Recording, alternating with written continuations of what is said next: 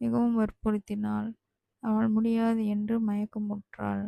உடனே உடல்நலம் சரியில்லாமல் படுக்கையானாள்.